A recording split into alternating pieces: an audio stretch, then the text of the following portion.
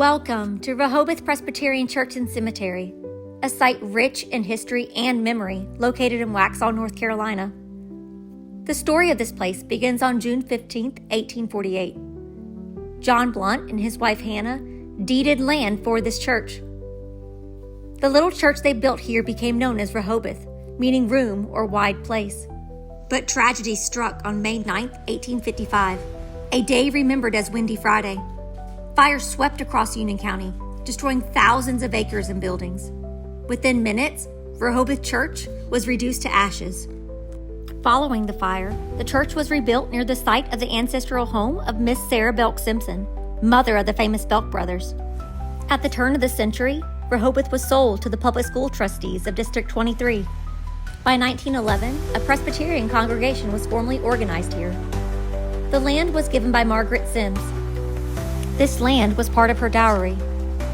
The cemetery surrounding the church holds generations of families whose lives were woven into this community. Here rests E.J. Sims, born in 1850, and his wife Margaret Sims, who lived from 1853 to 1940.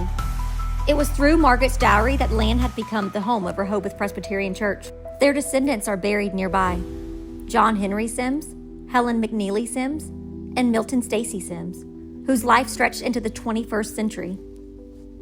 The Carter family is also remembered here. William Urban Carter, born in 1900, and his wife Nettie, rest close to their son William Carl Carter. William Carl Stone tells a story of a life dedicated to service. He fought in World War II, Korea, and Vietnam before passing in 1984. The Ferguson family lies nearby. James Melton Ferguson, often called Jim, and his wife Hattie Austin Ferguson lived through the early 1900s. Their family ties continue with the Jordans, Richardson Ferguson Jordan and his wife Alice. There are graves that remind us of the fragility of life, like little Charles David Dunlap, born and died on Christmas Eve, 1944, and the infant daughter of Laura and Will Sims, who lived just one day in December of 1928. These stones are more than names and dates. They are stories of faith, of hardship, of families bound together through generations. Rehobeth stands today as both a church and a memorial, a place where history and memory meet.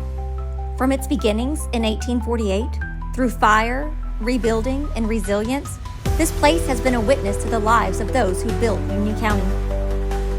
Thank you for joining this tour of Rehobeth Presbyterian Church and Cemetery, a place where the past continues to speak through its stones.